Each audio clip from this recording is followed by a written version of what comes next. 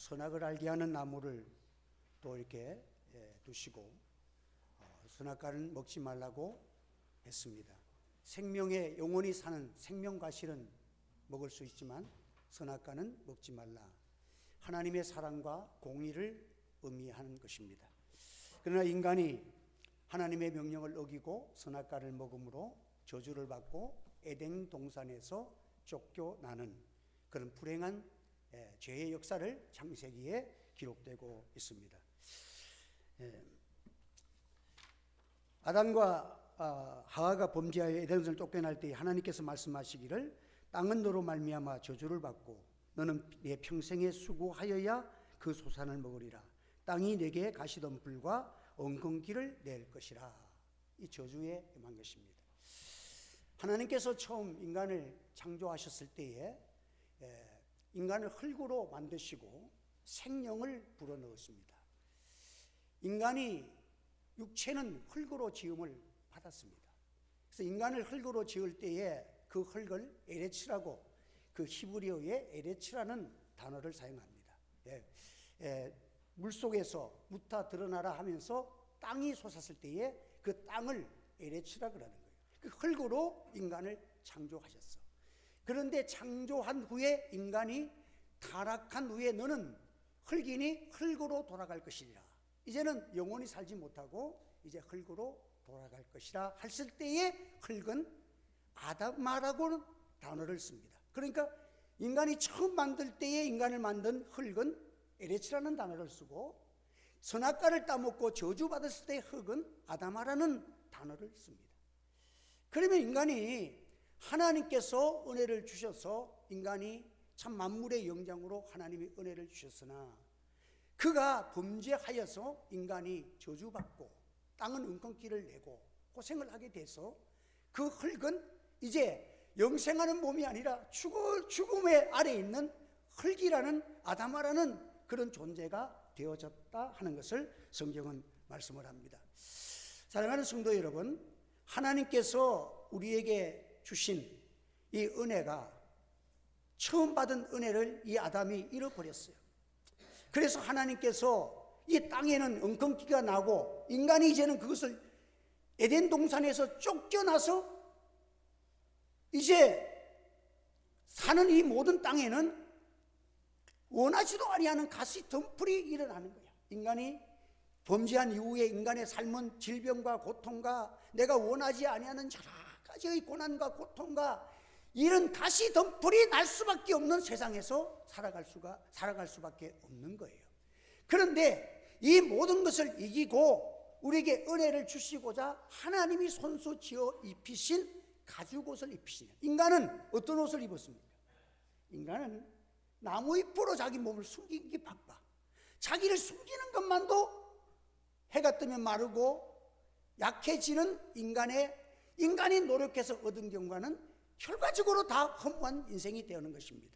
그런데 하나님께서 그 나무잎으로 지은 옷을 입고는 어떻게 험한 가시덤불을 헤치면서 경작하고 소산을 내고 싸우며 이길 수 있는 그런 존재가 못 된다는 거예요. 하나님께서 지으신 가죽옷을 입을 때에 인간은 더 가시덤불 속에서도 상처받지 아니하고 능히 농사도 짓고 열매를 맺고 아름다운 삶을 살아갈 수 있도록 하나님이 허락해 주신 것이 가죽옷이야. 이것이 예수님의 십자가의 공로를 통해서 어린 양 되시는 예수님이 우리를 피 흘리시고 입혀주신 의의 옷을 오늘 우리가 입고 우리가 이 땅을 살아가는 자들만이 죄를 이기고 사망을 이기고 하나님이 주시는 능력의 하나님의 자녀로 승리하며 살아갈 줄 믿으시기를 바랍니다. 그래서 오늘 우리 성도들은 이제 구원받은 성도들이라야 이 세상에서 그래도 죄를 이길 수가 있고 영생을 취하며 살아갈 수 있는 거예요. 그 에덴 동산에서 여러분들 처음 창조했을 때 이제 생명나무 가시를 둬서 그걸 먹으면 죽지 않잖아요. 영원히 사는 영생의 가시를 먹을 수가 있는데 이것을 내가 먹고 영생할까 하노라 하시면서 하나님께서 그들을 쫓아냈어.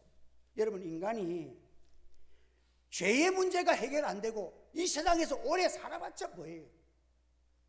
그 갈릴리 여행기에서 나오는 재미있는 이야기가 있는데 다양한 인간의 삶을 이렇게 풍자하는 그런 내용인데 걸리버가 어느 날 어떤 나라에 가게 됩니다. 그 나라에는 아이가 태어나면 혹 하나씩 빨간 점이 붙어있는 아이가 태어난다는 거예요. 그러면 이 아이는 이상하게 죽지도 않고 계속 살아. 안 죽어. 그래서 사람이 태어났는데 안 죽는 몸으로 태어나면 얼마나 좋겠어.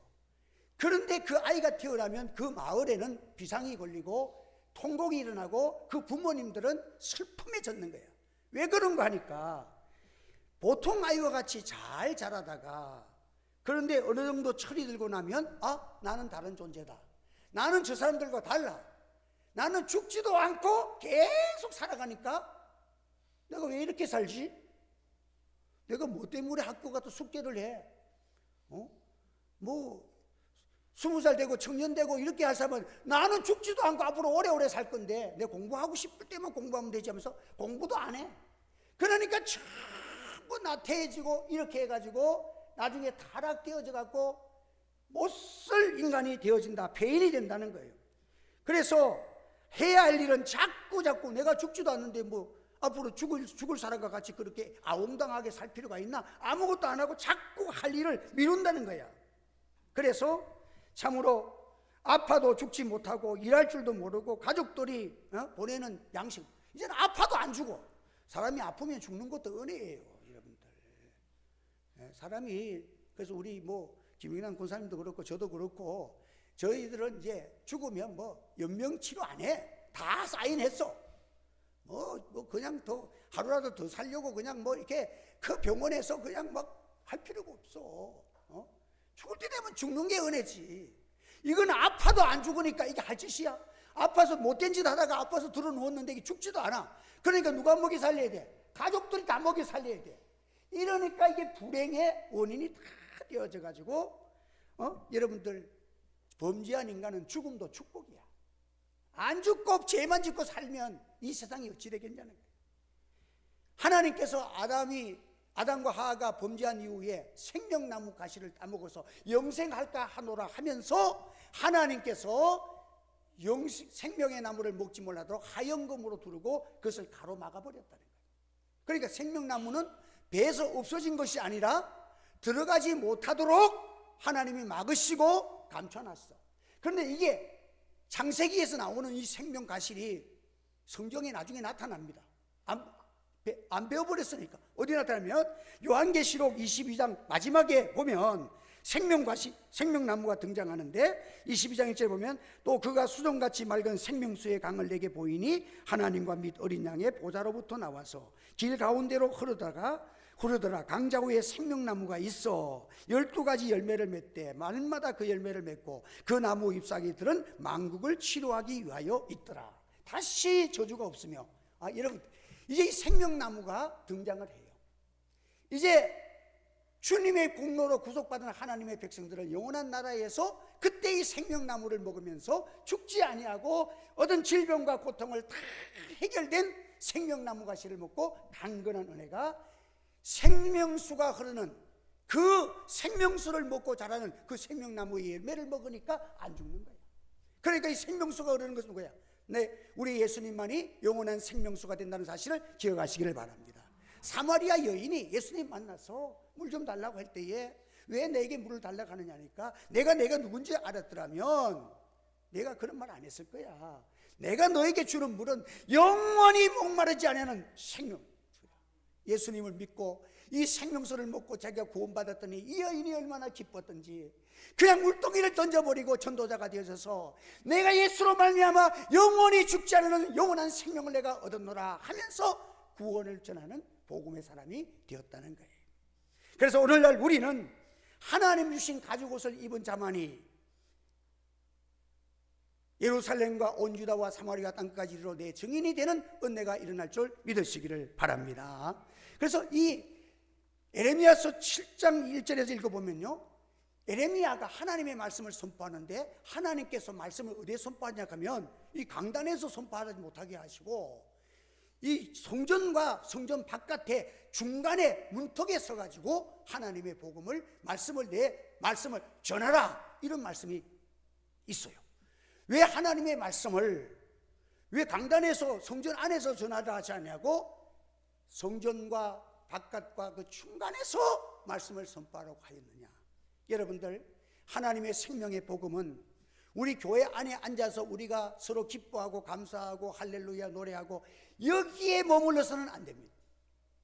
이 복음은 성령 받아가지고 예루살렘부터 유다와 땅끝까지 이르는 이 생명의 복음을 널리 전하는 능력의 복음으로 여러분들이 오늘 이 시간 말씀을 받는 여러분 되시기를 주의 이름으로 축원합니다. 이걸 우리가 복음을 받는 자세가 오늘 교회 안에서 내가 기뻐한다, 은혜 받아서 할렐루야 노래 부르고 거기에서 멈추면 되지 않는다는 거예요. 그래서 우리 예수님께서 우리를 위해서 우리에게 의의 옷을 입히시기 위해서 친히 육체를 입고 오셔서 자기의 십자가에 몸을 찢으시고 피를 흘리셔서 저를 믿는 자에게 영원한 생명 구원을 주시는 이 주님의 은혜를 우리가 받은 거예요. 그래서 내가 이제 죽으면 너희들이 나를 인해서 이 구원을 은혜를 기념하라고 하시면서 예수님이 잡히시던 밤에 성만찬을 배설하셨어요. 성만찬을 배설하시면서 떡을 떼어주시면서 이 떡은 너희를 위한 내 몸이라 먹고 나를 기념하라. 또 잔을 보시면서 너희를 위하여 흘리는 내 피를 너희가 기념하는 것으로 먹고 너희들이 이제 이 기념하면서 세상을 살아가라고 주셨어. 그런데 그 같은 그 시간에 성만찬을 떼시는 그때 하나 예수님께서 또 행하신 것이 있어. 그날 성만찬을 행하시고 무엇을 행하셨습니까? 예수님의 제자들에게 일일이 발을 씻어주셨어. 성찬을 먹은 하나님의 백성들은 성찬을 먹고 만족하고 감사하고 영생 얻고 하나님의 자녀들 거기서 머무는 것이 아니라 성령 충만 받아서 나와 나의 가족과 나의 모든 주변을 복음화시키는 섬기는 사랑의 사람으로 살아가는 저와 여러분이 되시기를 주의 이름으로 축원합니다. 그래서 오늘 우리는 이제 예수 믿어서 가죽 옷을 입힌 하나님의 은혜를 회복된 거예요. LH에서 아담이 된 우리들이, 아담아가 된 우리들이 이제 예수님으로 말미암아 이제 우리는 LH의 역사를 일으키는 저와 여러분 되시기를 바랍니다. 그래서 우리가 땅을 경작할 수 있는 사람은 가죽 옷을 입은 자만이 가시던 불과 싸워서 승리할 수가 있는 거예요. 상하지 아니하고 늘 승리할 수가 있는 거예요. 예수를 믿는 자만이 구원의 복음을 전할 수 있는 거예요. 그래서 오늘 우리가 하나님 앞에서 이제 이 하나님 주시는 특권을 오늘 우리는 사용하고 이 특권을 하나님 앞에서 늘 복음을 전하는 이 하나님의 복음을 땅끝까지 전파하는 이 일에 우리들이 승리하며 살아가야 합니다. 그러니까 이 우리가 받은 이 몸은 동일한 이제 예수님 안에서 이 세상 사람들은 다 아담아의 땅을 살아가지만 오늘 우리는 예수 안에서 LH의 삶을 살아가는 축복의 삶을 살아가고 능력의 삶을 살아가고 열매 맺는 삶을 살아가는 저와 여러분이 되어야 될 줄 믿습니다. 그러니까 얼마나 우리가 아름다운 존재가 되었냐는 말이에요. 하나님께서 우리에게 그 예수님의 제자들을 주님께서 부르셨어. 부르시고 어떻게 했습니까? 귀신을 쫓아내는 권능을 주시고 그에게 모든 병을 고치시는 능력을 주시니라. 이제는 아담아에서 너는 흙이 영이 죽은 그런 아담아로 살지 말고 이제는 예수로 말미암아 다시 한번 소생한 중생한 영혼을 가지고 이제는 능력을 가지고 기도하여 성령 충만 받아서 여러분을 땅을 정복하고 다스리는 이 권세를 우리가 다시 회복되는 은혜가 있기를 예수 이름으로 축원합니다. 그러니까 오늘 우리가 이 땅을 살아가면서 이제 우리는 권능의 삶을 살아갈 수 있어. 하나님께서 우리를 세우실 때 우리에게는 능력도 주시는 거야. 그래서 저는 11월 이제 1일부터는 저에게 기도 요청한 그런 외부적으로도 요청하신 분들의 이름을 적고 늘 기도하고 말씀을 전하면서 저희 금요일 날은 6시 이후에 시간을 서로 약속해서 기도합니다. 하나님께서 성령으로 역사가 일어날 줄 믿습니다. 하나님께서 주시며 그에게 말씀할 때에 귀신이 떠나고 모든 병에서 자유함이 선포될 줄 믿습니다. 이게 하나님이 주시는 가죽옷을 입은 자들에게 주시는 특권이야. 오늘 우리는 권능을 받아야 합니다. 예루살렘에서 머물러서 안 됩니다. 유다로 나가고 사마리아로 나가고 땅끝까지 복음을 전하는 성령 능력 충만한 우리 하늘처교회와 우리 성도가 되시기를 주의 이름으로 축원합니다. 그래서 참된 복음이라는 것은 성전과 바깥에 서서 우리가 말씀을 받는 거예요. 오늘도 이 하늘처교회 교회가 여러분들이 오늘 말씀을 받아서 성전과 바깥에 성전 안에서 능력 받아가지고 바깥에서 하나님의 뜻을 이루는 이 권능의 삶이 이루어지는 이 말씀으로 사모하시고 받으시는 여러분 되시기를 바랍니다. 복음과 바깥이 전혀 다른 이 삶 때문에 지금 한국 교회가 무너지고 지탄을 받고 있는 거예요. 교회 안에서는 은혜 받고 우리가 다 목사요, 장로요, 권사요, 집사요 다 이렇게 은혜 받아서 생활을 하던데 바깥에 나가서 이 복음을 내가 축복받아서 가만히 있는 기복적인 신앙이 되지 말고 땅끝까지 복음을 전하는 선교적 삶이 여러분에게 이루어지는 이 축복을 사모하는 여러분 되시기를 바랍니다. 그래서 이 바깥이라는 것은 이 성전 문턱에서 복음을 전하는 것은 하나님의 은혜와 또 우리가 세상을 향한 권능이 만나는 거예요. 오늘 우리가 하나님의 은혜를 받고 권능의 자리에서 하나님의 말씀을 받고 나아가라고 주님 말씀하십니다. 그래서 주님께서 가죽옷을 입히시냐 이 말씀은 뭐야? 가죽옷을 왜 입어 집안에 있을 것 같으면? 가죽옷은 이 세상에는 이렇게 많은 찔레와 가시덤불이 많은 이 세상사계에서 죽음과 사망과 죄에서 고통당하는 영혼을 개간해서 성령의 열매를 맺고 하나님 앞에서 거룩한 이런 하나님의 백성으로 만드는 거룩한 사역을 이루라고 주신 우리 주님의 십자가의 보혈이요 주님이 날 위해서 흘리신 주의 보혈을 우리가 날마다 기념하면서 오늘 세상을 살아가는 성도들이 다 되시기를 주님의 이름으로 축복합니다. 그래서 오늘 우리는 하나님의 사랑과 인간의 고통이 만나는 그 은혜를 입는 것이 뭐냐? 가죽옷을 입을 때에 이제는 우리가 이 모든 고민을 다 해결할 수 있고 하나님의 평강과 위로를 받아서 세상을 다스릴 수 있는 권세가 주어지는 이것이 주님 안에 있다는 거예요. 그래서 이 가죽옷을 입었다는 그 장소는 어디냐? 주님과 나와 하나 된 장소야.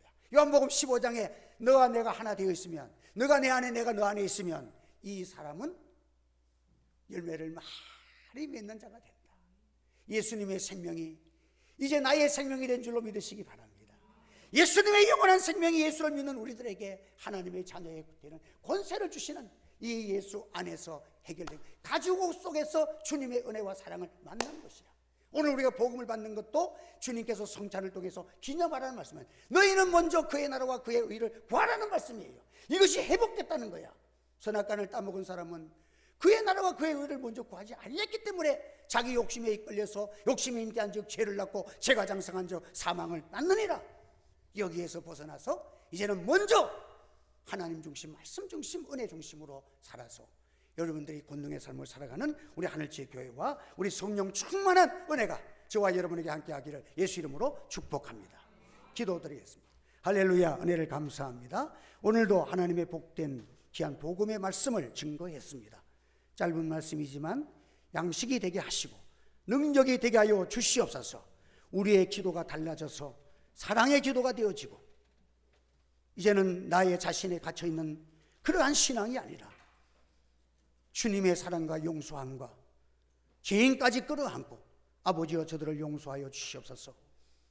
주님의 피와 살의 역사에 운동력 있는 능력의 삶이 전개되도록 우리를 인도하시고 성령으로 충만케 하여 주시옵소서. 예수님의 이름으로 기도하옵나이다.